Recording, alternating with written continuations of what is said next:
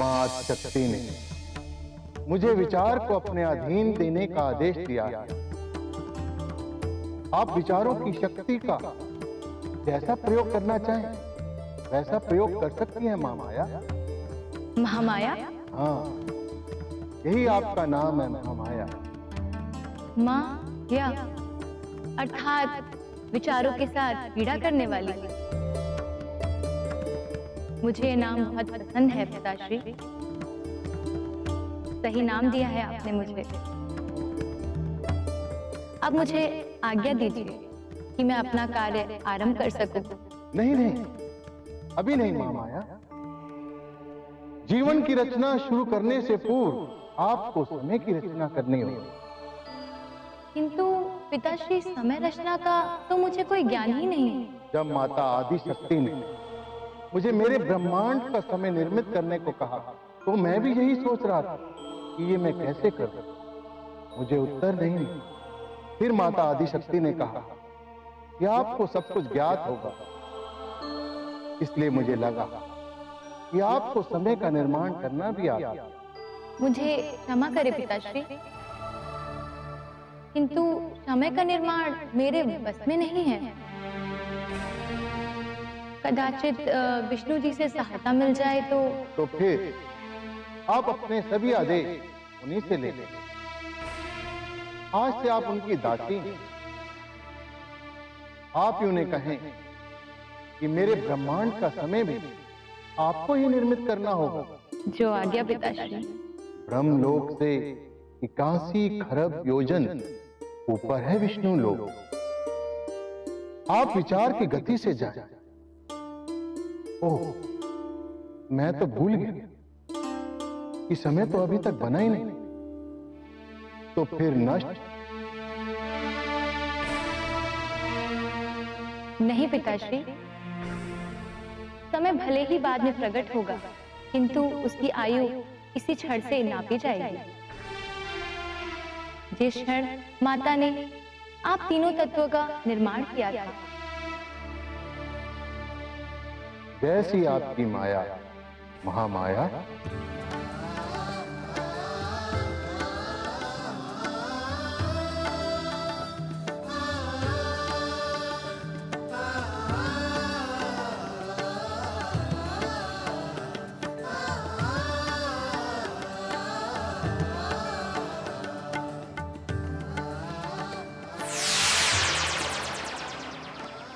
आओ माया। प्रणाम प्रभु। आप मेरे आने के विषय में जान ही गए हैं, तो ये भी जान ही गए होंगे कि मैं आपके समक्ष किस प्रयोजन से आई हूँ। किंतु यदि आप हमें अपने मुख से बताएं तो कदाचित हमें प्रसन्नता होगी। क्यों माया? आकर्षण में आप आलोप ना हो माया। जो बताने आई थी उसे कहिए।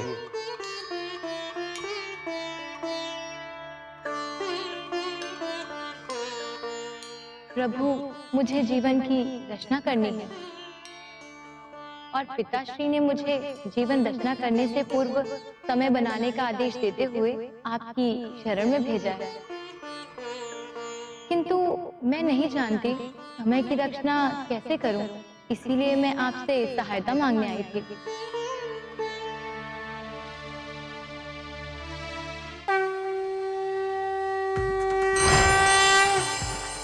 आपको अपने ही अंश से समय की उत्पत्ति करनी होगी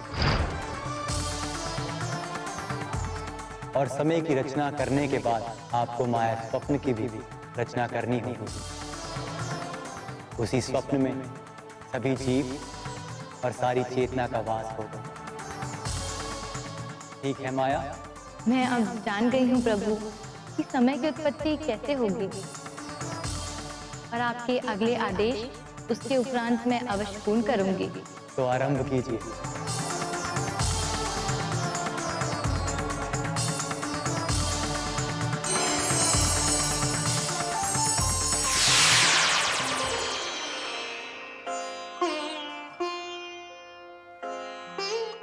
प्रणाम देवी महामाया। प्रणाम। प्रणाम प्रभु। प्रणाम।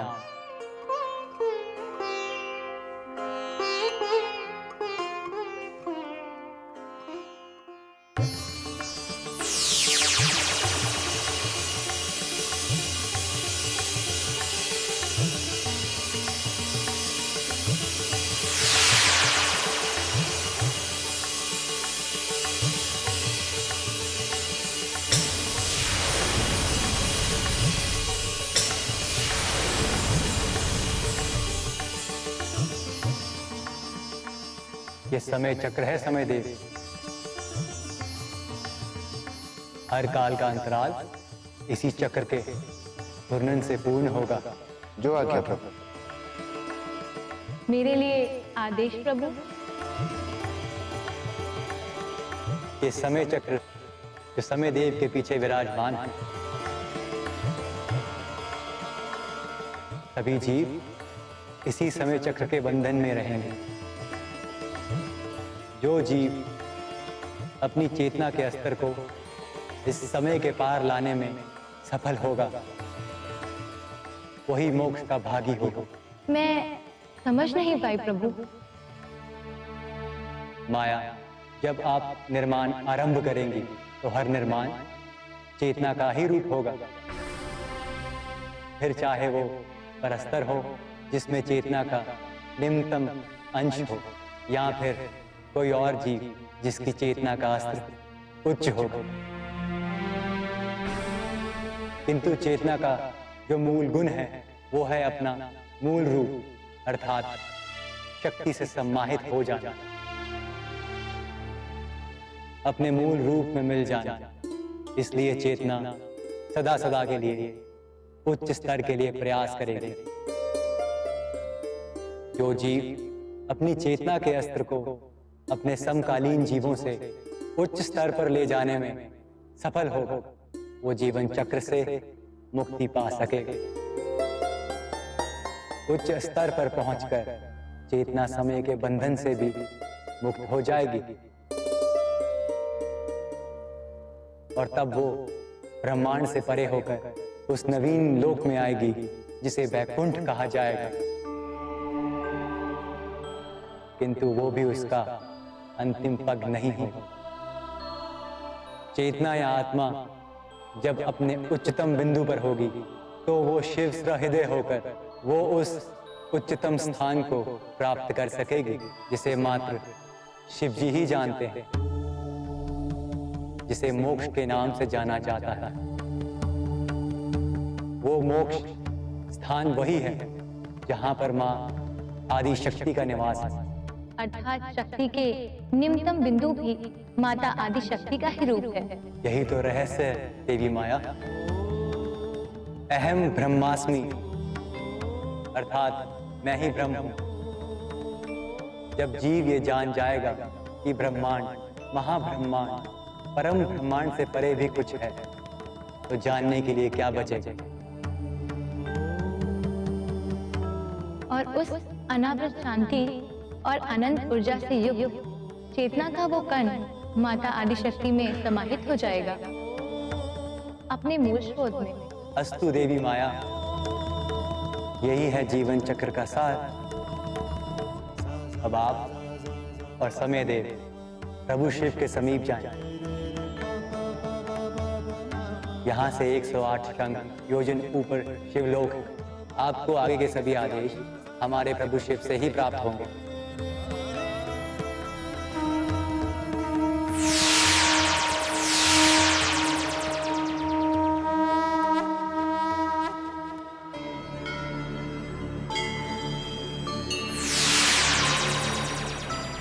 प्रणाम प्रभु।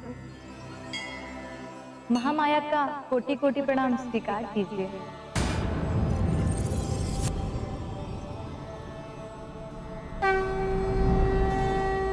समय का प्रणाम स्वीकार करें प्रभु। आपके दर्शन से हम कृतार्थ हुए।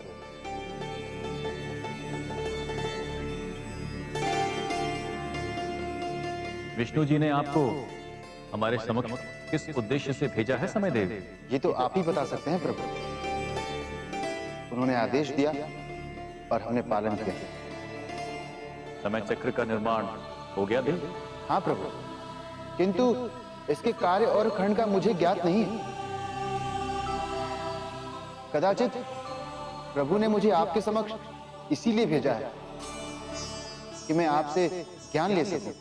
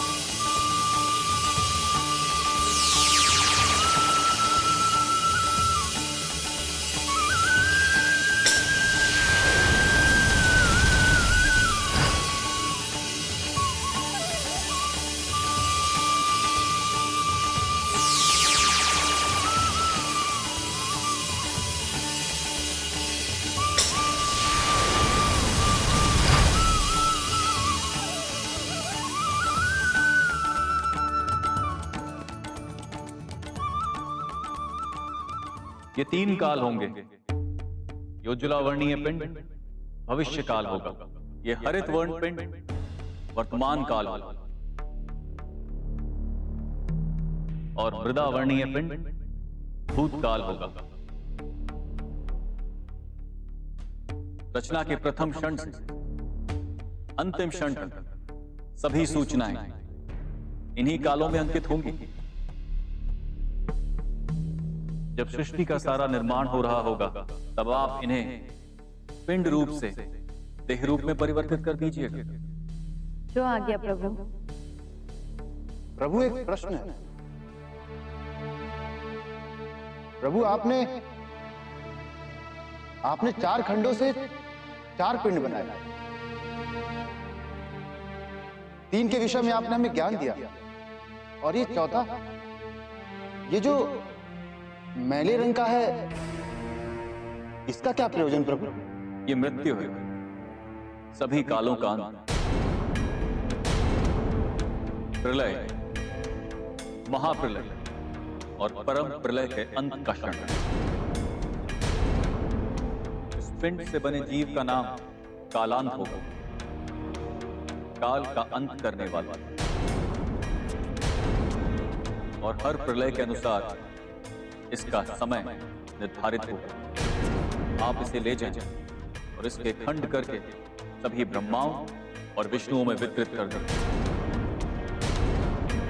जब ब्रह्मांड या महाब्रह्मांड के अंत का समय आएगा तब कालांत जागृत हो जाएगा। पिंड से बने जीव का नाम कालांत होगा, काल का अंत करने वाला, और हर प्रलय के अनुसार इसका समय निर्धारित होगा। आप इसे ले जाएं और इसके खंड करके सभी ब्रह्माओं और विष्णुओं में वितरित कर दें। जब ब्रह्मांड या महाब्रह्मांड के अंत का समय आएगा तब कालांत जागृत हो जाएगा।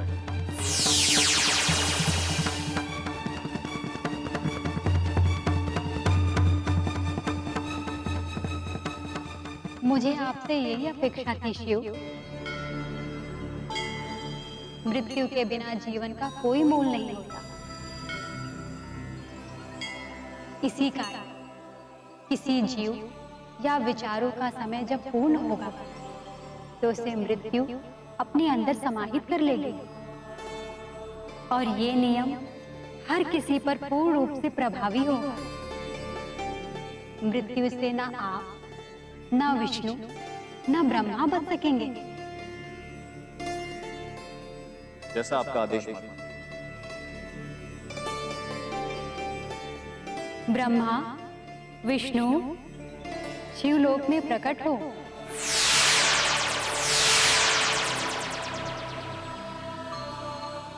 जैसा कि मैंने कहा, कोई भी जीव या विचार मृत्यु से परे नहीं होगा। इसीलिए मैं सभी जीव और विचारों को एक मानक आयु प्रदान कर रही हूं, और वो मानक आयु है 120 वर्ष।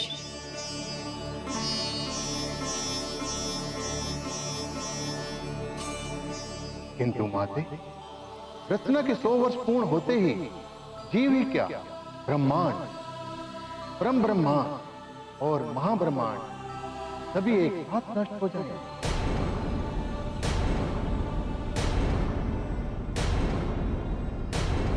किंतु माते, रचना के 100 वर्ष पूर्ण होते ही जीव ही क्या, ब्रह्मांड, परम ब्रह्मांड और महाब्रह्मांड सभी एक साथ नष्ट हो जाएंगे। नहीं ब्रह्मा, आयु वही मानक है, परंतु समय का मान हर जीव के लिए अलग होगा।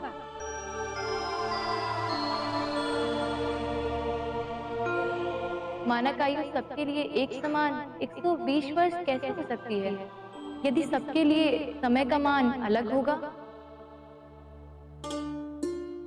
कलांत में जब आप जीव की रचना करेंगी तो हर जीव की आयु उसके समय के चक्र के अनुसार 120 वर्ष की होगी।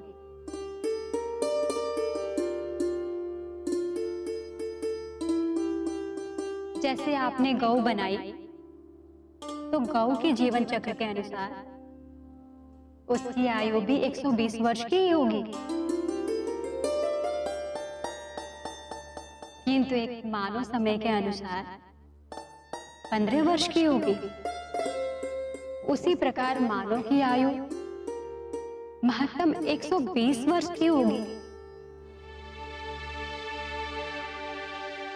किंतु यदि उसकी तुलना कच्छप से की जाए तो कच्छप की आयु मानव आयु की तुलना में 500 वर्षों तक हो सकती है, किंतु कच्छप की आयु भी 120 वर्ष की होगी। कच्छप का समय चक्र कच्छप के अनुसार 120 वर्ष का होगा। ठीक उसी क्रम में ब्रह्मा की आयु उनके समय चक्र के अनुसार 120 वर्ष की है, किंतु विष्णु की आयु ब्रह्मा जी की आयु से 1008 गुना बड़ी होने के उपरांत भी 120 वर्ष की ही होगी। किंतु उसी प्रकार शिव की आयु विष्णु की आयु से 108 गुना अधिक होने पर भी 120 वर्ष की होगी। हर जीव के लिए समय का मान अलग होगा, परंतु मानक आयु 120 वर्ष की रहेगी। समझ गई माते। अर्थात ये समय चेतना के हर स्तर पर बसे प्राणी के लिए अलग तरह से कार्य करेगा, किंतु इसके 4 चरण समाप्त होंगे 120 वर्षों में, और वो 120 वर्ष हर जीव के लिए स्थायी होते हुए भी हर जीव की तुलना में दूसरे जीव से भिन्न होंगे।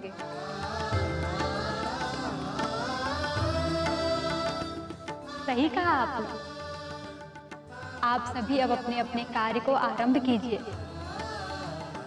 मेरा आशीष आप सभी के साथ है।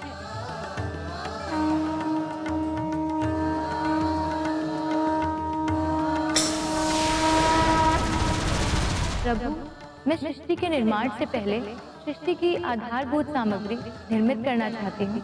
विचार, बल और धन। विचार का तो आपके कथन अनुसार मुझे खंड ही करना है, किंतु बल और धन मुझे निर्मित करना है। मुझे आज्ञा दे। माया इन 3 मूल तत्वों के उप तत्व भी बने। आप विचार से पाप और पाप का पूरक पुण्य, ज्ञान और अज्ञानता, आनंद और दुख, प्रेम और वैमनस्य, बल के खंड से ज्ञान बल, मानसिक बल, शारीरिक बल और इसके अलावा भौतिक बलों में परमाणु बल का निर्माण कीजिए। इसी परमाणु बल से और उन्हीं अणुओं से ब्रह्मांड के हर तत्व का निर्माण होगा। तीसरा और सबसे महत्वपूर्ण तत्व भक्ति, संतुष्टि और भौतिक रूप में मुद्रा। माया इन 3 मूल तत्वों के उप तत्व भी बने। आप विचार से पाप और पाप का पूरक पुण्य, ज्ञान और अज्ञानता, आनंद और दुख, प्रेम और वैमनस्य, बल के खंड से ज्ञान बल, मानसिक बल, शारीरिक बल और इसके अलावा भौतिक बलों में परमाणु बल का निर्माण कीजिए। इसी परमाणु बल से और उन्हीं अणुओं से ब्रह्मांड के हर तत्व का निर्माण होगा। तीसरा और सबसे महत्वपूर्ण तत्व भक्ति, संतुष्टि और भौतिक रूप में मुद्रा। भक्ति और संतुष्टि तो मुझे समझ में नहीं आई, किंतु मुद्रा, मुद्रा की क्या आवश्यकता है प्रभु? और जीव को मुद्रा की क्या आवश्यकता होगी? जब जीव की रचना होगी तो जैसा कि माँ आदिशक्ति ने कहा, मनुष्य और मनुष्य को अपने सामाजिक जीवन में समस्याएं बनाए रखने हेतु मुद्रा की आवश्यकता होगी, और यही मुद्रा कारण बनेगी लोभ का, अहंकार का और प्रतिघात का। प्रभु, ये तो अनीति हो जाएगी। तभी तो समय का चक्र पूर्ण रूप से कार्यरत हो पाएगा। सतयुग से त्रेता, त्रेता से द्वापर और द्वापर से कलयुग, और यही क्रम ऐसे ही चलता रहेगा। जब तक ब्रह्मा अपनी आयु पूरी नहीं कर लेते। यदि माता आदिशक्ति ने महाब्रह्मांड का पालनहार बनाया है तो उस ब्रह्मांड में क्रियाएं होनी चाहिए, अन्यथा समय बहुत ही नीरस होगा। ठीक है प्रभु, मैं जाती हूँ और संसार की रचना करती हूँ। आप सृष्टि की रचना करने के उपरांत धर्म की रचना कीजिएगा और पूरी सृष्टि को 2 भागों में विभक्त कर दीजिएगा। पहला भाग होगा नर और दूसरा भाग होगा मादा। सृष्टि में हर प्रकार के जीवन की उत्पत्ति नर और मादा के संगम से ही होगी। अवश्य प्रभु, और मुझे आज्ञा दें।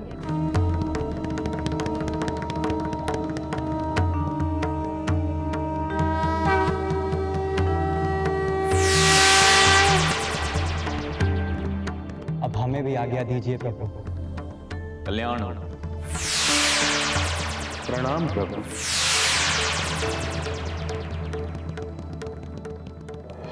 तब से लेकर आज तक सारी व्यवस्थाएं ठीक थी, किंतु आज इस प्रकार आप तीनों के कारण ब्रह्मांड के शैशव काल में हलचल होने लगी है।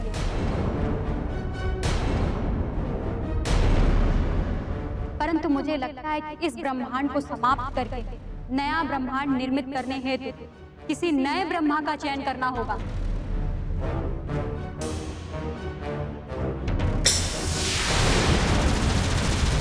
माते, ऐसा मत कीजिए। मैं आपसे पुनः पुनः निवेदन करता हूं, ब्रह्मा को नष्ट मत कीजिए।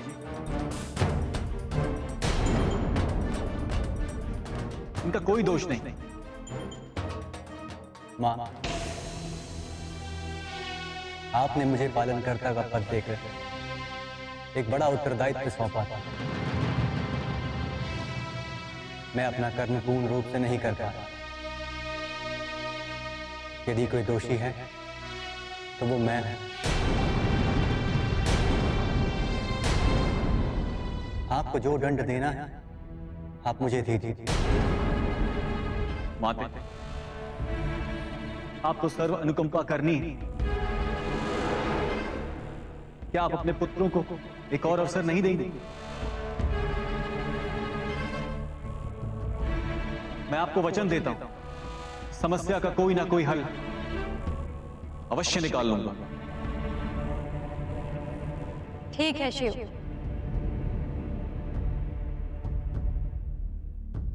किंतु आप क्या करेंगे मुझे बताइए। मैं वो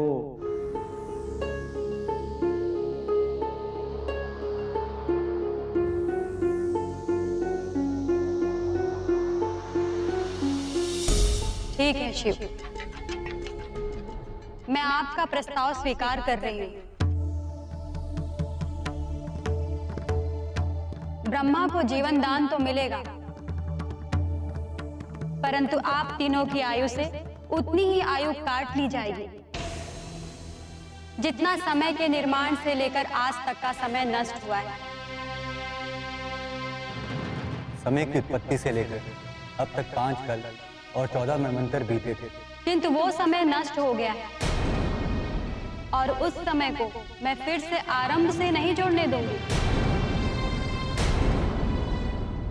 अब नवीन निर्माण करना होगा और हे त्रिदेव, ये सारा नष्ट समय अब आपकी आयु से घटाया जाता है।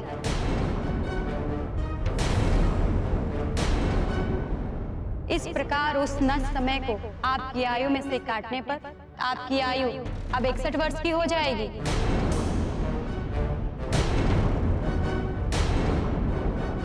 तो अब आप लोग सर्वप्रथम क्या करने वाले हैं?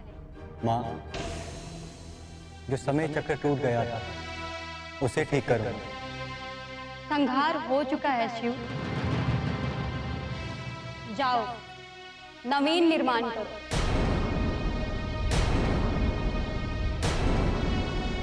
पूर्व काल में आपने समय के खंड किए थे विष्णु, अब उसी समय के खंड को आपको जोड़ना है। इसके लिए मैं आपको 1 दिवस का समय देती हूँ। यदि आप 1 दिवस काल में समय को ठीक नहीं कर सके और सारी व्यवस्थाएं पूर्व भांति नहीं हुई तो मुझे न चाहते हुए भी ये ब्रह्मांड नष्ट करना ही होगा। माते, हम पूर्ण प्रयास करेंगे कि भविष्य में आपको हमसे कभी कोई शोक ना हो। समय व्यर्थ मत कीजिए, जाइए। जो आज्ञा माते। माते।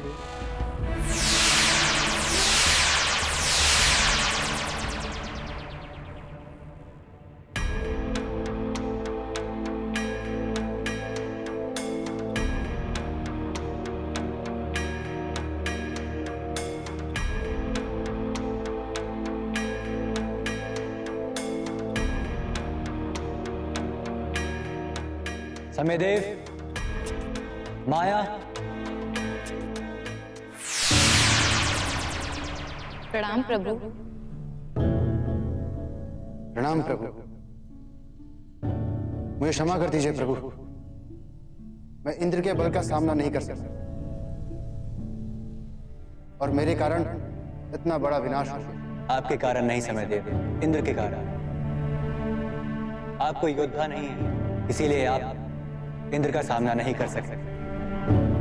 अब चिंता का विषय ये नहीं है कि इंद्र ने ऐसा कैसे कर दिया। चिंता इस बात की करनी है कि जो हो गया उसे हम ठीक कैसे कर सकते हैं। जी प्रभु, आज्ञा कीजिए। आपका समय चक्र कहाँ है? प्रभु, वो तो इंद्र ने तोड़ दिया था, इसलिए मैंने उसे गुरुदेव के आश्रम में ही। माया, अब जाकर उस टूटे हुए समय चक्र को लेकर आए। जो आज्ञा प्रभु, किंतु उससे होगा क्या? आप जाइए, लेके आइए तो, और हाँ, प्रयास कीजिएगा कि उसका शरण कम ना हो। ठीक है प्रभु, आज्ञा दीजिए।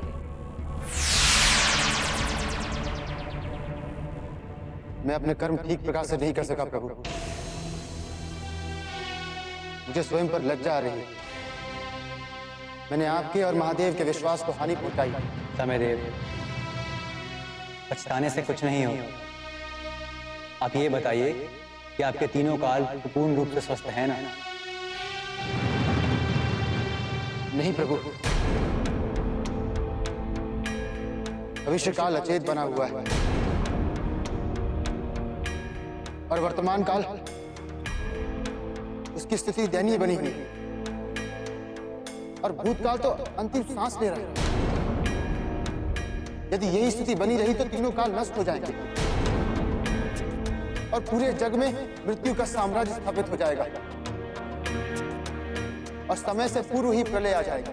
इसीलिए तो हमने आपका टूटा हुआ समय चक्र मंगवाया है।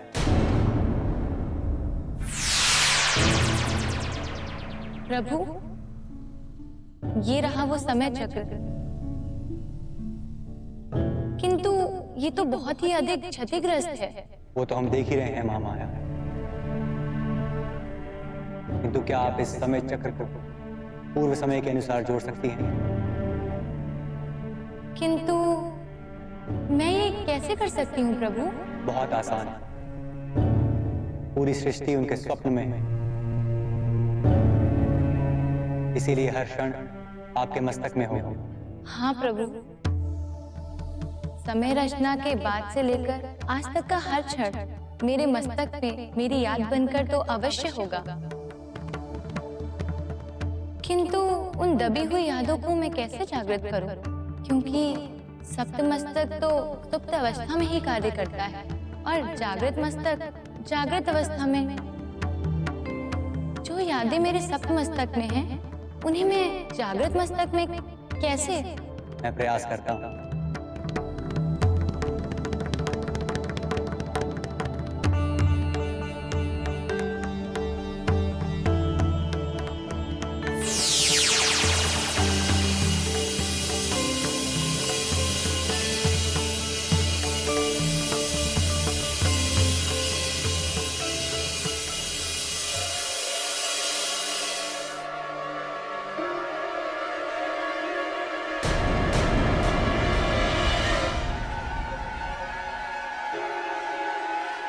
प्रभु, क्या देवी महामाया?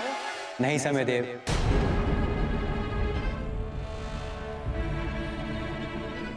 देवी महामाया समाप्त नहीं हुई हैं। हमने उनके जागृत और स्वप्न दोनों मस्तक को जोड़ दिया है। उन्हें एक चित करने में तो कुछ समय तो लगेगा ही।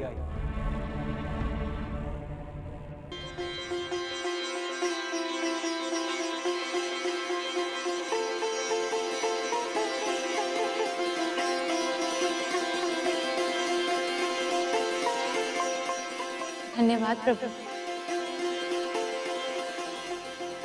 मैं एक और प्रयास कर सकती हूँ।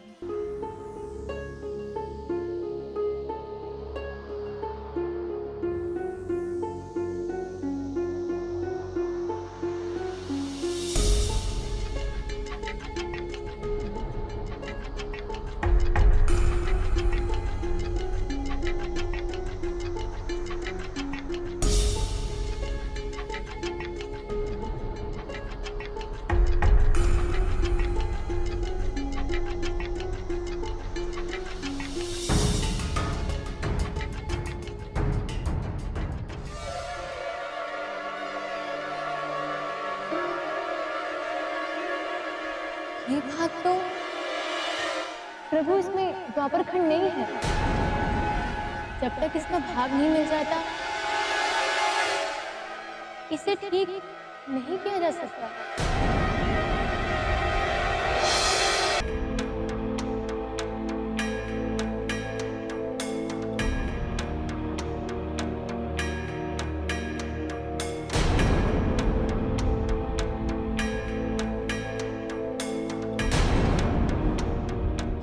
तो प्रभु इसमें द्वापर खंड नहीं है।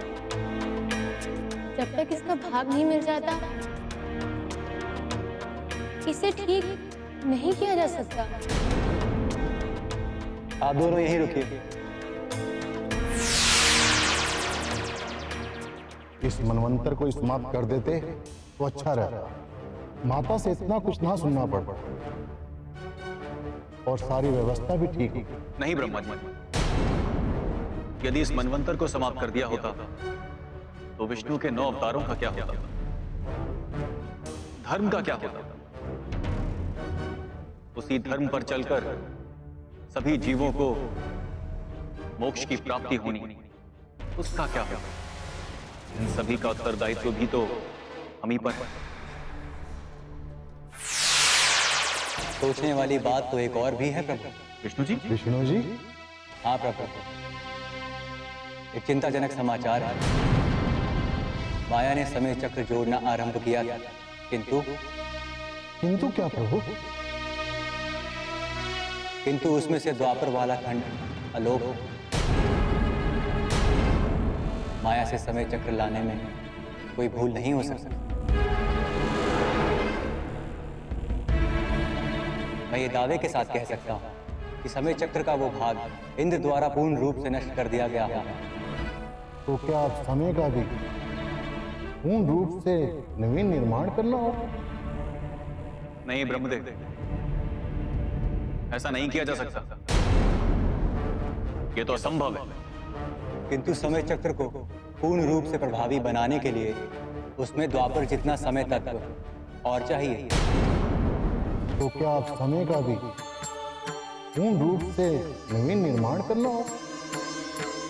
नहीं ब्रह्मदेव, ऐसा नहीं किया जा सकता। ये तो असंभव है। किंतु समय चक्र को पूर्ण रूप से प्रभावी बनाने के लिए उसमें द्वापर जितना समय तत्व और चाहिए।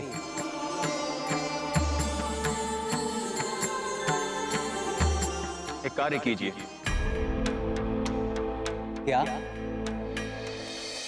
ओम नमः शिवाय। ओम नमः शिवाय। ओम नमः शिवाय। ओम नमः शिवाय। ओम नमः शिवाय। ओम नमः शिवाय।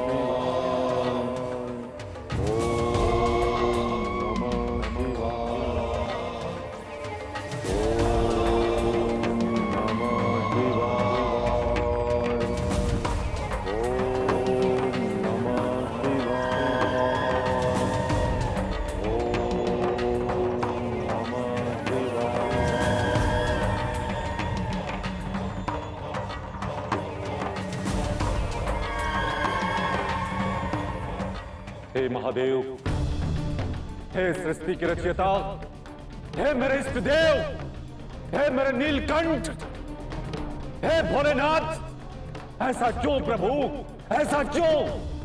आपने तो कहा था कि आप मेरा शीघ्र उद्धार करेंगे प्रभु, फिर यह विनाश क्यों? क्या मेरी मुक्ति हो पाएगी? मेरे प्रश्नों का उत्तर दे प्रभु, मेरे प्रश्नों का उत्तर दे प्रभु।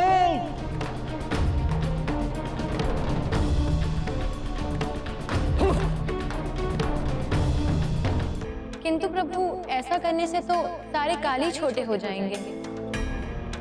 क्या आपको लगता है कि महादेव ने जो उपाय बताया है वो सही है? किंतु क्या आपके सम्मुख कोई और मार्ग है? जिस प्रकार पूर्व में आपने समय चक्र की रचना की थी, उसी प्रकार नवीन चक्र क्यों नहीं बनाया जा सकता? या फिर इसी चक्र को ठीक क्यों नहीं किया जा सकता? क्योंकि माता आदि शक्ति ने हमें जितनी समय धूलि दी थी, वो सारी हमने इस समय चक्र के निर्माण में ही समाप्त कर दी थी। मुझे लगा था कदाचित शिव जी के पास थोड़ी समय धूलि होगी, किंतु यदि किसी एक काल को ही नष्ट कर दिया जाए तो? नहीं, ये भी संभव नहीं।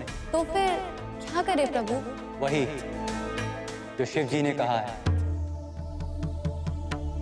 सभी कालों से थोड़ा समय लेकर यदि इसी चक्र का थोड़ा सा छोटा रूप बना लिया जाए, ऐसा करने से तो पूरी समय व्यवस्था ही नष्ट हो जाएगी। किंतु इसके सिवा मेरे पास और कोई मार्ग भी नहीं है माया। आपके पास सभी कालों की सारी स्मृति है, जागृत मस्तक में भी और सप्त मस्तक में भी। आपको उनसे समय व्यवस्था में हेरफेर करने में कोई समस्या तो नहीं आएगी ना? किंतु प्रभु, अधिक विचार करने का समय नहीं है देवी माया। ब्रह्मा जी की आयु के 1 दिवस तक का ही समय हमें मिला था, और उसमें से 5 प्रहर हम मात्र इन्हीं सोच विचारों में व्यर्थ कर चुके हैं। अब यदि इस ब्रह्मांड को बचाना है तो यही एक मार्ग है। ठीक है प्रभु, अभी समय चक्र 60 लाख साल का ही है। 12 लाख साल का हर युग, 12 लाख साल का हर चक्र, यानी प्रलय काल। आप ये बताएं कि अगर समय का मान थोड़ा कम कर दिया जाए तो अभी के 60 लाख साल का छोटा रूप क्या हो सकता है?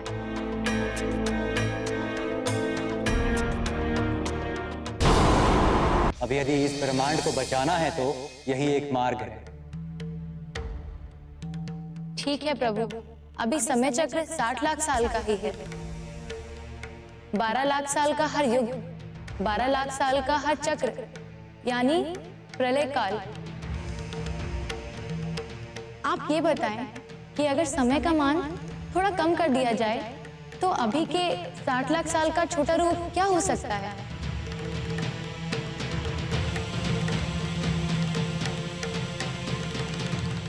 प्रभु, द्वापर के 12 लाख वर्ष इतना समय तत्व नहीं है। अर्थात हमारे पास 48 लाख वर्षों का समय शेष रहा। एक कार्य कीजिए माया, नवीन युग रचना कर लीजिए। समय का चक्र यानी प्रलय काल 4,80,000 साल का रखकर 4,32,000 साल का कलयुग, 8,64,000 साल का द्वापर, 12,96,000 साल का एक त्रेता और 17,28,000 साल का कृतयुग या सतयुग। इस प्रकार चारों युगों का एक चक्र पूर्ण होने पर 43,20,000 साल का समय व्यतीत हो जाएगा, और प्रलय काल के 4,80,000 साल यदि उसमें जोड़ दिए जाएंगे तो 48 लाख साल का समय पूर्ण हो जाएगा। प्रभु, ये कार्य तो हो जाएगा, किंतु जो उत्पत्ति अभी कृतयुग में बीत गई थी, उसको त्रेता के मध्य तक का समय और सब स्मृतियां मैं कैसे सजाऊं? एक कार्य और कीजिए माया, त्रेता के मध्य भाग तक की सभी स्मृतियां और रत्नाएं समाप्त करके कृतयुग की बची हुई स्मृतियों को इस नवीन त्रेता में ले आइए। किंतु प्रभु, इस तरह जो सतयुग में हुआ होगा वही त्रेता में हो जाएगा और त्रेता का सब कुछ समाप्त हो जाएगा। जो समाप्त हुआ है उसकी पुनरुत्पत्ति भी हो जाएगी, किंतु यदि समय ही नहीं होगा तो जीव रचना और युगों के चक्र भी नहीं होंगे। आप शीघ्र ये कार्य करिए।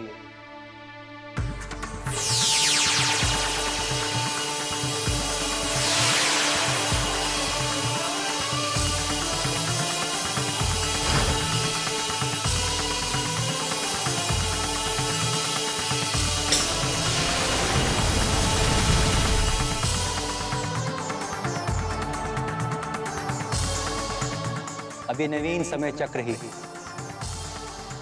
पीत ब्रह्मांड का आधार समय होगा। आपके तीनों काल अभी कुछ ही पलों में स्वस्थ हो जाएंगे।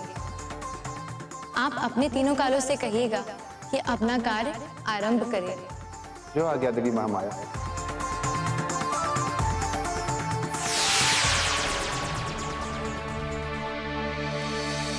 प्रभु, हे महादेव, हे भोलेनाथ, भोलेनाथ मेरी मुक्ति कैसे होगी?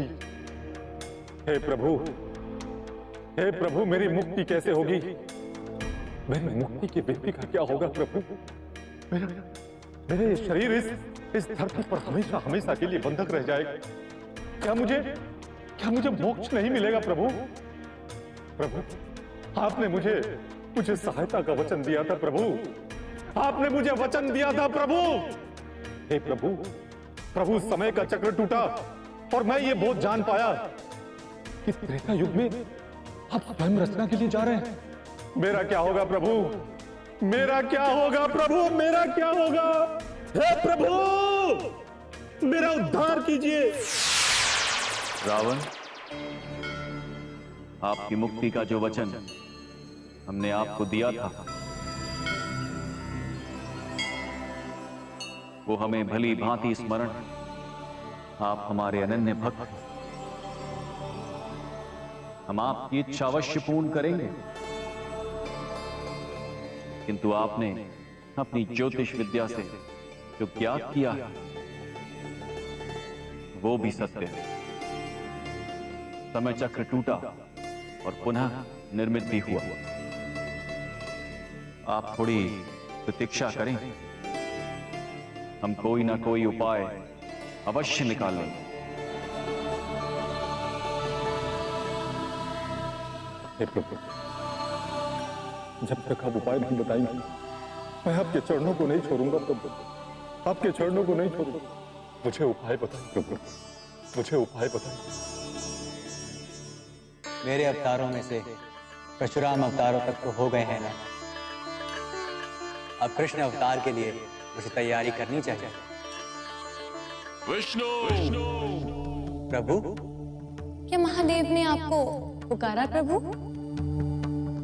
हाँ देवी माया, कदाचित काल के भेद विभेद के विषय में प्रभु जानना चाहते होंगे। समय के इस प्रकार लघु हो जाने पर उन्हें कुछ प्रश्न तो अवश्य होंगे। मैं अभी जाकर प्रभु को सब समझा कर आता हूं। आप यहीं रुकिए और मेरे कृष्ण अवतार के लिए लीला रचाएं। किंतु प्रभु, उससे पहले मैंने एक लीला और रचनी आरंभ की थी, किंतु वह मध्य में ही रह गई और हमारे नवीन चक्र के अनुसार वो काल अब द्वापर में चला जाएगा। आप उस लीला का कुछ अंत सोच लीजिए। मैं तब तक प्रभु से वार्ता करके आता हूँ। जो आज्ञा प्रभु।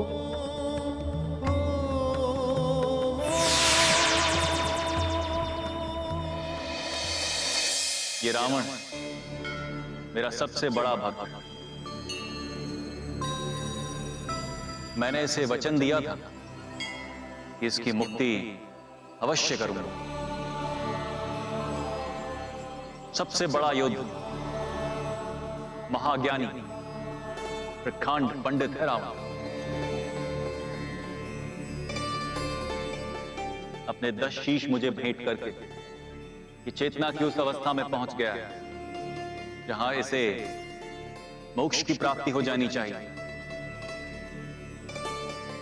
किंतु इसकी समस्या यह है कि इसने मृत्यु को अपनी शैया से बांध रखा है। मृत्यु इसकी दासी होने के कारण इसे समाप्त नहीं किया जा सकता। तो मेरा परशुराम रूप है ना पृथ्वी पर। नवीन समय रचना के अनुसार तो वो त्रेता के मध्य भाग तक कार्यकारी रहेंगे। रावण को मोक्ष की प्राप्ति हो जाएगी। मैं माया को कह देता हूं कि कोई लीला रचने। किंतु ये क्षत्रिय नहीं, अर्ध ब्राह्मण अर्ध राक्षस है। परशुराम अवतार इसे मोक्ष प्रदान नहीं कर सकते। तो आप क्या कहना चाहते हैं प्रभु? इसकी मुक्ति के लिए आप कृष्ण अवतार से पूर्व एक अवतार और नहीं ले सकते प्रभु? हाँ, किंतु प्रभु, मैं तो अभी अपने कृष्ण अवतार की तैयारी में हूं। किंतु रावण की मुक्ति के लिए हमें कुछ तो ऐसा करना होगा जिससे ये महामाया के बंधन से मुक्त हो सके। किंतु प्रभु, परशुराम के बाद तो कृष्ण अवतार होना था ना? रावण का क्षत्रिय बनना त्रेता युग के आरंभ में होना था, किंतु अब समय पुनः साधा गया, जिस कारण रावण त्रेता युग के मध्य तक ही क्षत्रिय बन पाए और हमारा वचन भंग हो जाए। और आपका वचन भंग नहीं किया जा सकता। ये पूरे ब्रह्मांड के लिए चिंताजनक विषय हो जाएगा। वही हमारी भी चिंता का कारण है विष्णु जी। क्या आप एक अवतार और नहीं ले सकते प्रभु? मैं एक से अधिक अवतार ले सकता हूं, किंतु इतनी शीघ्रता में सब कुछ कैसे होगा? आप परशुराम के बाद राम अवतार लीजिए और मैं आपकी सहायता और भक्ति के लिए अवतार लूंगा। ठीक है प्रभु, जैसा आप कहें। हे नारायण, आप यथाशीघ्र राम अवतार की तैयारी कीजिए। ब्रह्मा जी, आप रचनाकार हैं, माया को क्या आदेश देने वाले हैं और किस प्रकार पूरी व्यवस्था फिर से ठीक करेंगे? प्रभु, रावण की मुक्ति हेतु प्रभु 108 वर्षों के बाद अयोध्या के राजा दशरथ के घर में राम के रूप में जन्म लेंगे और ये अवतार चैत्र मास के शुक्ल पक्ष की नवमी को, जिसे रामनवमी के नाम से जाना जाएगा। और मेरे अवतार का क्या समय निर्धारित कर रहे हैं आप? राम अवतार की सहायता हेतु आप रामनवमी के 15 दिनों पश्चात अपने 11वें अंश को पृथ्वी पर हनुमान नाम से सुमेरु के राजा केसरी के पुत्र के रूप में अवतरित होंगे। अर्थात मेरे पूजनीय शिव चैत्र मास की पूर्णिमा के दिन अवतरित होंगे, जिसे कालांत में हनुमान जयंती के नाम से जाना जाएगा। जी प्रभु। रावण की मुक्ति के इस अभियान में आपकी पत्नी लक्ष्मी की बहुत बड़ी भूमिका रहेगी प्रभु। रावण, तुम अपने भेंट किए गए शीशों के रक्त को एक कुंभ में भरकर मिथिला में दबाओ। हनुमान जन्म के 15 दिनों पश्चात लक्ष्मी मिथिला के राजा जनक को प्राप्त होगी, जिसका नाम सीता होगा। सीता? सी अर्थात पृथ्वी, ता अर्थात प्राप्त। प्रभु जनक की जो पुत्री होगी सीता, वो मेरे रक्त से ही जन्म लेगी। हाँ रावण, उसी रक्त से लक्ष्मी अपना आकार लेगी। अब आप जाओ और ये कार्य संपादित करो। वैशाख मास की नवमी अर्थात जब मेरे प्रभु श्री राम मुझे उद्धार करने के लिए जन्म लेंगे, ठीक उसके 1 मास के बाद मां सीता का जन्म होगा। आप धन्य, आप त्रिदेव को मैं प्रणाम करता हूं प्रभु, और मैं अपने कार्य पर अभी निकलता हूं प्रभु, अभी निकलता हूं। जाओ रावण। जो आज्ञा प्रभु।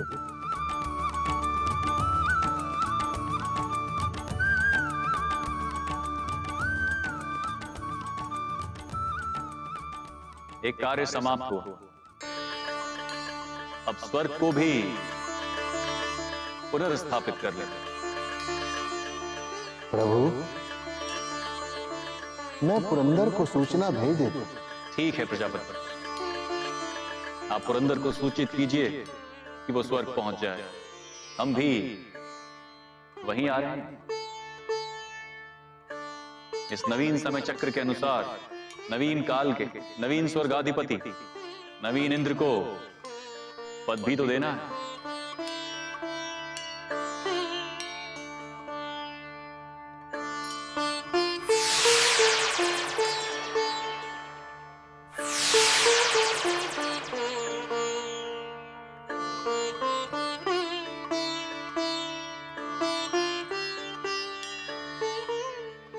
नारायण नारायण नारायण नारायण नारायण। प्रणाम प्रभु।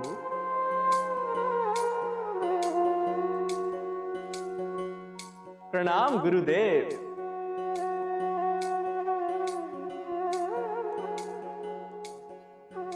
वैवस्वत मनवंत्र के नवीन राजा स्वर्ग के स्वामी पुरंदर को मैं इंद्र पद के लिए लेकर मैं आप सबके समक्ष उपस्थित हूं प्रभु।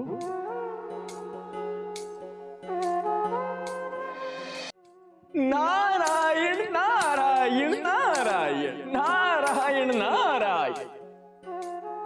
प्रणाम प्रभु।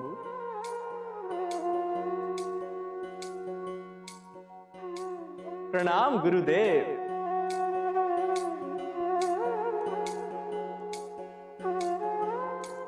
वैवस्वत मनवंत्र के नवीन राजा स्वर्ग के स्वामी पुरंदर को इंद्र पद के लिए लेकर मैं आप सबके समक्ष उपस्थित हूं प्रभु।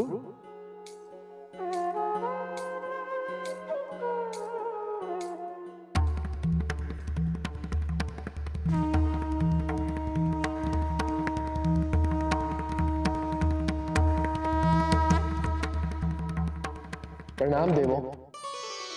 मैं कृतार्थ हूं कि आप सभी ने मुझे इस पद के योग्य समझा। आप 7 भाइयों में सर्वाधिक योग्य और गुणी हैं पुरंदर, इसलिए मैं आपको मनोजवों के स्थान पर नवीन इंद्र घोषित करता हूं।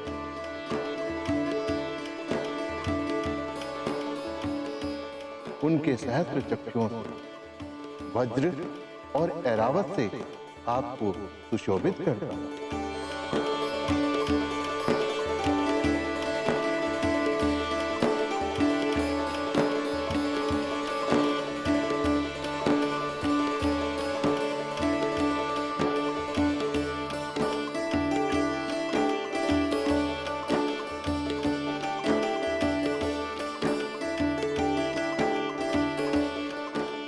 ये विष्णु जी द्वारा इंगित किया हुआ मुकुट।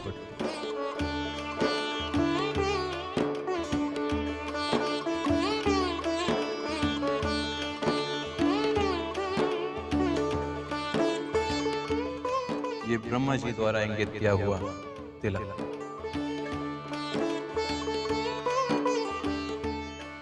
ये आज से आपको सर्वश्रेष्ठ पद स्थापना के लिए किया गया।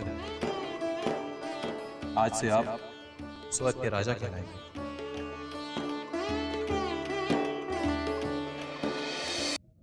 ये ब्रह्मा जी द्वारा इंगित किया हुआ तिलक।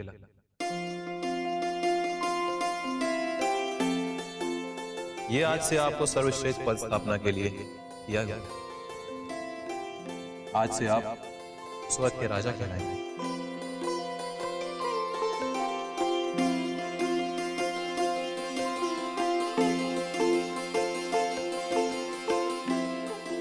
नारायण नारायण। स्वर्ग लोक के नवीन राजा पुरंदर इंद्र की जय हो प्रभु, जय हो।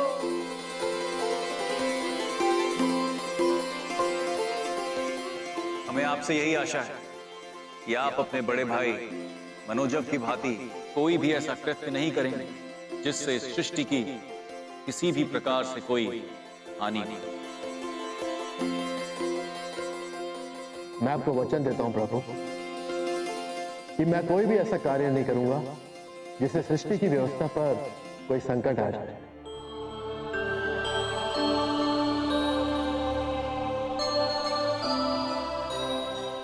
देवराज, एक और ऐसा कार्य है जिसे आपको हमारे कहने पर करना होगा। आप आज्ञा कीजिए प्रभु। आज से 55 वर्ष पश्चात स्वर्ग की 2 अप्सराएं पुंजिकस्थला और स्वरांचला को शाप देकर पृथ्वी पर छोड़ दीजिएगा। बेकारण श्राप देना प्रभु, इसमें कोई लीला निहित है क्या? हाँ देवराज, ये उस लीला का प्रथम भाग है जिसे ये पूरा संसार युगों युगों तक पूरी भक्ति और प्रेम से स्मरण करता रहेगा।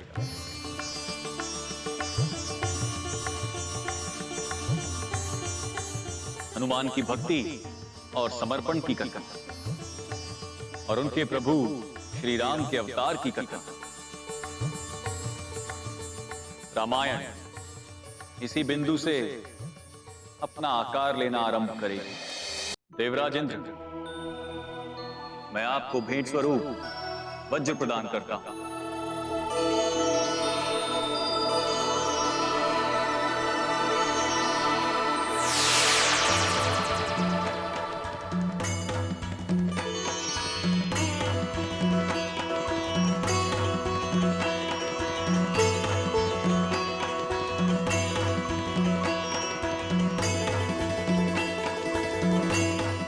धन्यवाद प्रभु। कल्याण हो। हे प्रभु, रामायण लीला का प्रथम अध्याय शुरू हो गया। इधर रघुवंश में दशरथ ने जन्म ले लिया और उधर पुंजस्थला का जन्म सुमेरु के राजा कुंजर के घर में हुआ। सही कहा ब्रह्मदेव। अब इस लीला का अगला भाग आरंभ करना होगा। प्रभु विष्णु, अब आप दुर्वासा ऋषि द्वारा सिंहकेशा को श्राप दिला दीजिए ताकि मैं उसकी मुक्ति करके उसे सुमेरु का राजा बनने में सहायता कर सकूं। अवश्य प्रभु, किंतु एक प्रश्न है। कहिए नारायण। प्रभु, सारा संसार जानता है कि रावण आपका अनन्य भक्त है और जब से आपकी कृपा से उसे अपनी मुक्ति का मार्ग पता चला है, वो दिन रात आपके और मेरे नाम का सुमिरन करता रहता है। जब तक मैं राम जन्म लूंगा और उसका वध करके उसे मोक्ष प्रदान करने के लिए लंका तक पहुंचूंगा, तब तक वो मेरा स्मरण करके मेरे भी भक्तों में सम्मिलित हो जाएगा।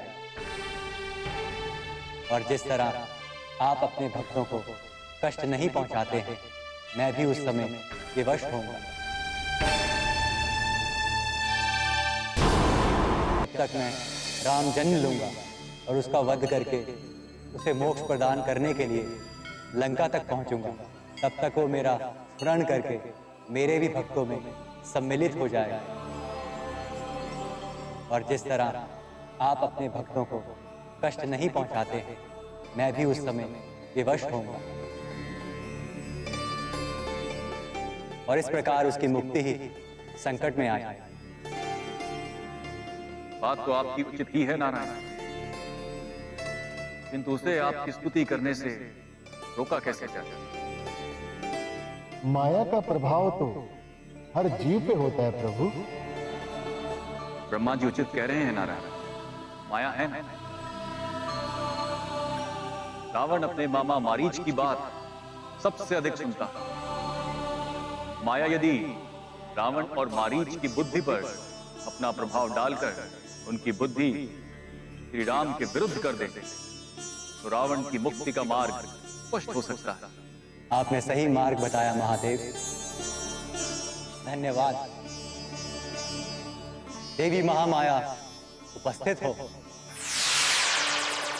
आज्ञा करे प्रभु। रावण और मारीच की बुद्धि पर ऐसा प्रभाव डालिए कि वो हमारी स्तुति बंद करके राम से बैर मानना आरंभ कर दे। जो आज्ञा प्रभु।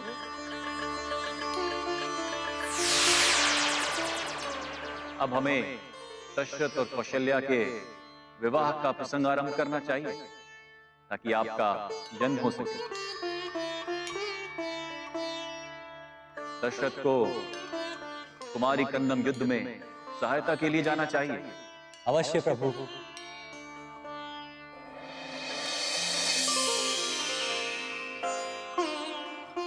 प्रणाम ऋषिवर। प्रणाम ऋषिवर।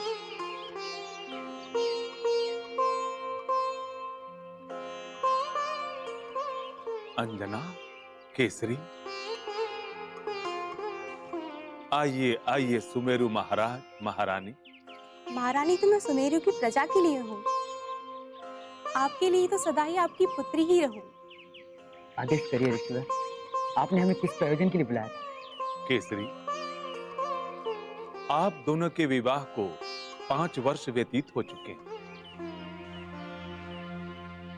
संतान उत्पत्ति के विषय में कुछ नहीं सोचा? कदाचित ऋषिवर, प्रभु की हम पर अभी तक कोई कृपा नहीं हो रही, ना ही अंजना को और ना ही अद्रिका को अभी तक पुत्र रत्न की प्राप्ति हुई। केसरी, अंजना को 5 पुत्रों का योग है। उन 5 रत्नों में से सबसे बड़ा पुत्र संसार में ही नहीं सभी ब्रह्मांडों में आपका नाम उज्जवल करेगा। किंतु अभी तक मुझे एक भी संतान की प्राप्ति नहीं हुई है ऋषिवर, और आपके अनुसार मेरा श्राप भी मेरे पुत्र के द्वारा ही। धैर्य रखो अंजना, ना केवल आपको पुत्र प्राप्ति होगी अपितु आपका श्राप भी समाप्त होगा। ये सब एक बड़े प्रसंग का एक छोटा सा अंश है। प्रभु शिव की कृपा आप दोनों पर अवश्य होगी। किंतु क्या ऋषिवर? किंतु राजन, आपको और अंजना को दंडकारण्य में 12 वर्षों तक एक साधारण जन की तरह रहकर प्रभु शिव की कठोर तपस्या करनी होगी। प्रभु शिव स्वयं अंजना को आशीर्वाद देंगे और उस आशीर्वाद से अंजना तुम्हें एक सुकुमार प्राप्त होगा। कैसी आपकी आज्ञा ऋषिवर? हम दोनों अभी वन के लिए प्रस्थान करते हैं। सदा सौभाग्यवती भव, पुत्रवती भव। प्रणाम।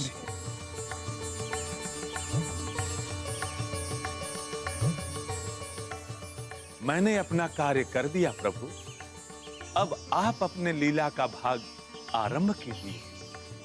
ये 12 वर्ष निर्णायक वर्ष है।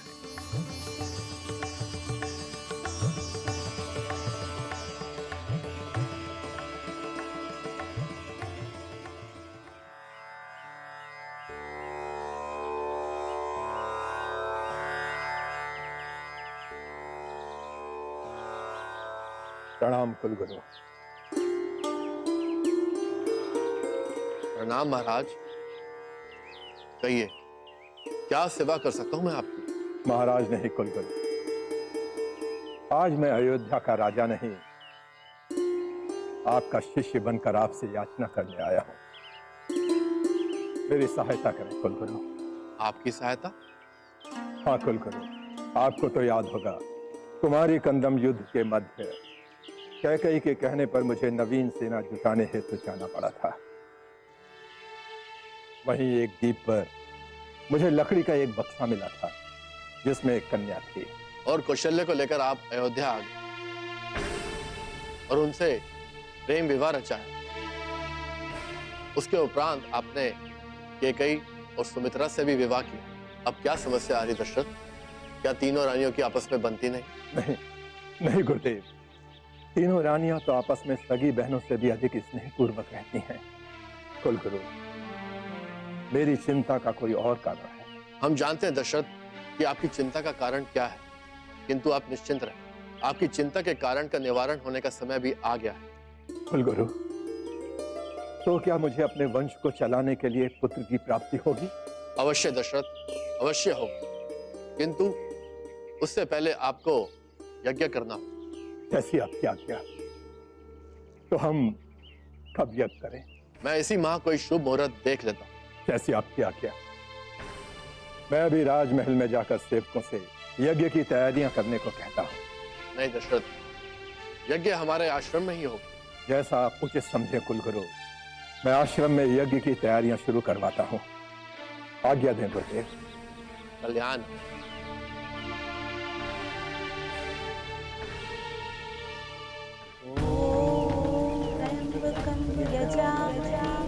सुगंधिं पुष्टिवर्धनम् उर्वारुकमिव नित्योन्मुक्तियमामृतामृताम् त्र्यम्बकं यजामहे सुगन्धिं पुष्टिवर्धनम् उर्वारुकमिव बन्धनाम् नित्योर्मुक्तियमामृताम् ॐ त्र्यम्बकं यजामहे सुगन्धिं पुष्टिवर्धनम् उर्वारुकमिव बन्धनात् निर्दोषीयमृतात्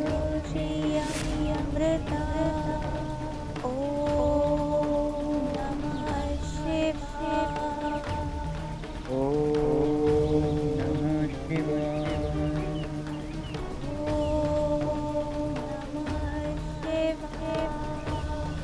ॐ नमः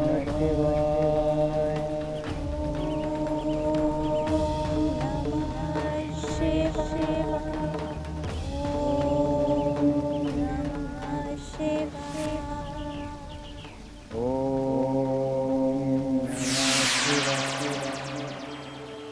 आंखें खोलो केसरी।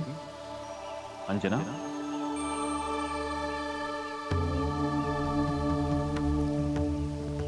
प्रणाम प्रभु। प्रणाम प्रभु। आपके दर्शन पाकर हम तो धन्य हो गए। मैं आप दोनों की तपस्या से अत्यंत प्रसन्न हूं। मांगिए, क्या वर मांगते हैं? आपके जैसा एक पुत्र की इच्छा है प्रभु। अवश्य अंजना, मैं स्वयं अपने 11वें अंश के रूप में आपके गर्भ से पृथ्वी पर आऊंगा। धन्य हो प्रभु, धन्य हो। हम पर आपकी इतनी बड़ी कृपा होगी ये हमने स्वप्न में भी नहीं सोचा। यही विधि का विधान है केसरी। आज से 10 माह पश्चात अंजना को एक पुत्र की प्राप्ति होगी। किंतु प्रभु, गौतम ऋषि कह रहे थे कि अंजना को 5 पुत्रों की प्राप्ति होगी। गौतम ऋषि सत्य कह रहे थे केसरी। मेरे अवतार के 7 वर्षों के पश्चात अंजना को एक साथ 4 पुत्रों की प्राप्ति होगी, जो मेरे ही ग्रीवा सर्प वासुकी, नंदी, त्रिशूल और डमरू के रूपक होंगे। मैं धन्य हो गई प्रभु, मेरा जीवन धन्य हो गया। अब आप दोनों सुमेरु प्रस्थान करें। जैसे आपकी आज्ञा प्रभु। आपकी आज्ञा प्रभु। प्रणाम प्रभु।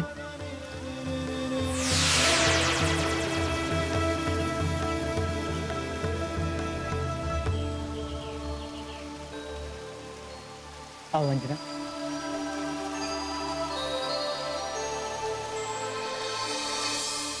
मंदोदरी, क्या तुम्हें पता है, भगवान शिव के दिए हुए वचन का पूरा होने का समय आ गया है। मेरी मुक्ति के लिए स्वयं भगवान विष्णु 10 माह के बाद अवतार लेने वाले। उसके बाद मैं जन्म और मृत्यु के बंधन से मुक्त हो जाऊंगा। मैं मोक्ष में विलीन हो जाऊंगा।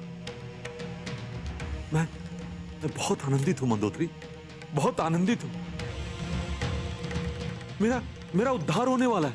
अच्छा, तो क्या नाम बताया उन्होंने आपके उद्धार करने वाले का? राम। श्री राम जय राम जय जय राम, श्री राम जय राम जय जय राम।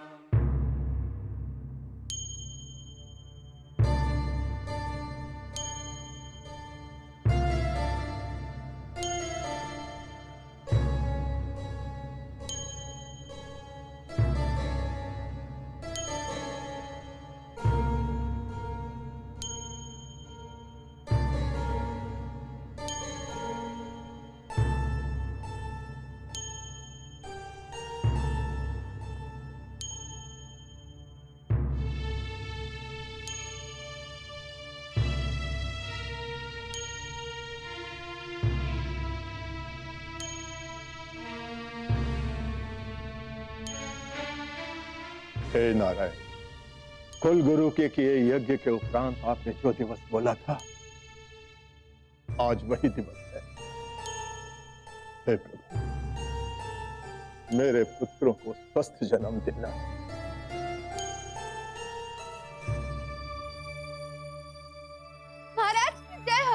महाराज की जय हो। कहो दास, तुम्हारे चेहरे की खिली मुस्कान देखकर हम समझ रहे हैं कि तुम कोई शुभ समाचार लाई हो। जी महाराज, महारानी कौशल्या ने एक तेजोमयी बालक को जन्म दिया है।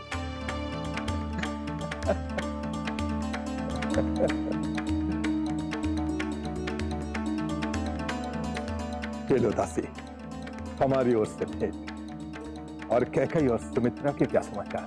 उनको भी प्रसव पीड़ा आरंभ हो गई है महाराज। तो जाओ और इसी तरह हमारे लिए शुभ समाचार लेकर आना। जी महाराज।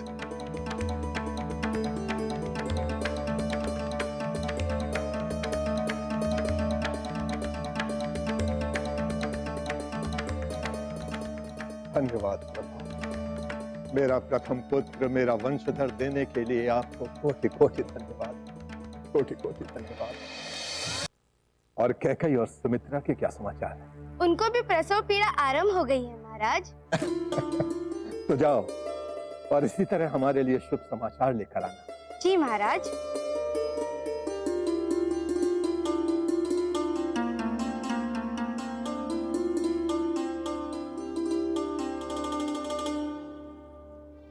धन्यवाद प्रभु, मेरा प्रथम पुत्र, मेरा वंशधर देने के लिए आपको कोटि कोटि धन्यवाद, कोटि कोटि धन्यवाद।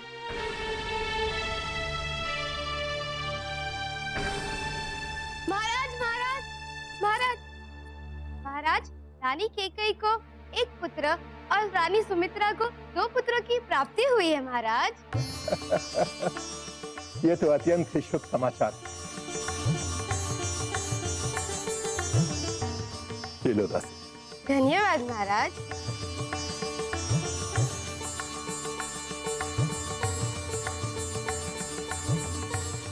प्रभु, आपका कोटि कोटि धन्यवाद, कोटि कोटि धन्यवाद।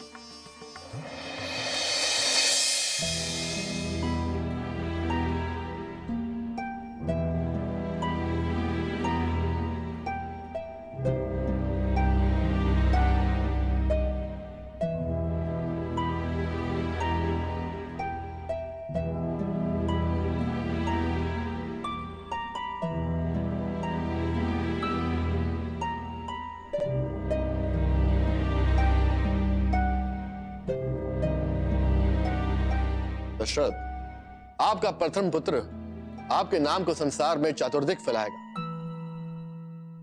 इसका नाम रा से होगा। कुंडली के अनुसार इसका नाम राम होगा। राम।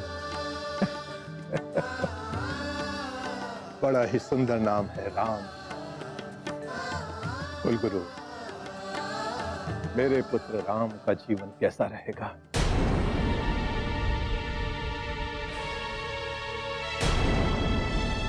आपका प्रथम पुत्र आपके नाम को संसार में चतुर्दिक फैलाएगा। इसका नाम रा से होगा। कुंडली के अनुसार इसका नाम राम होगा। राम। बड़ा ही सुंदर नाम है राम। कुलगुरु, मेरे पुत्र राम का जीवन कैसा रहेगा?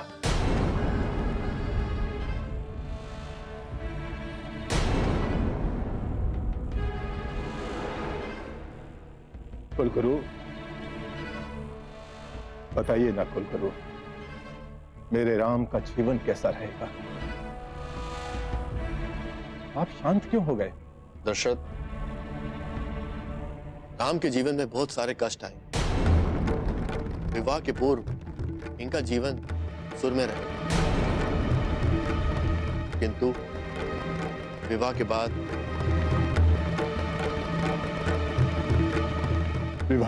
क्या कुलगुरु?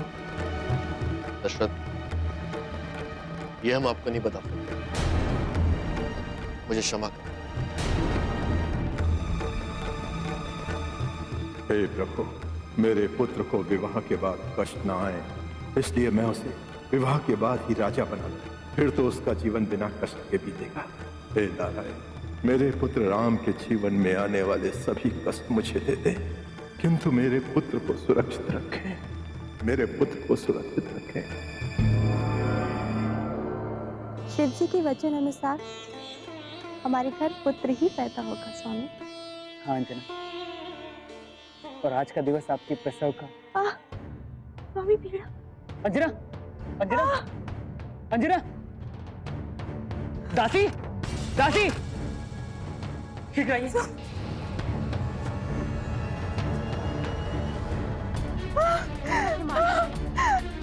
दासी, पीड़ा। महाराज, महारानी को प्रसव पीड़ा आरंभ हो गई है। आप कक्ष के बाहर जाइए। ठीक है दासी। धीरे रखिए महारानी, धीरे रखिए।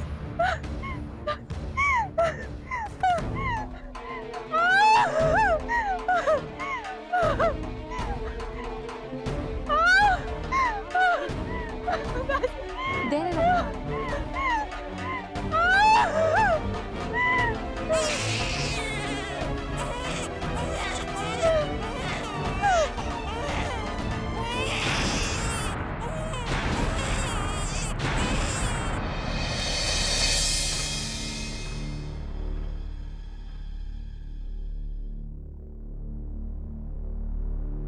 महाराज, आपको पुत्र की प्राप्ति हुई है।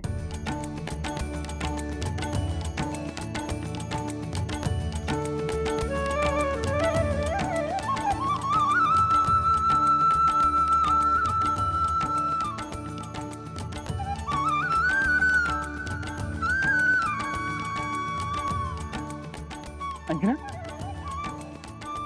बालक तो बहुत सुंदर है, बिल्कुल आपकी तरह। हम इसका नाम अंजनी रखेंगे।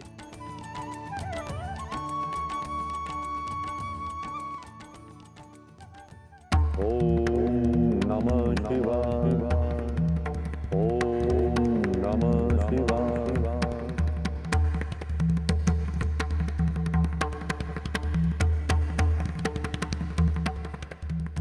हे प्रभु, मेरी मुक्ति करने वाले भगवान विष्णु का अवतार हो चुका है क्या?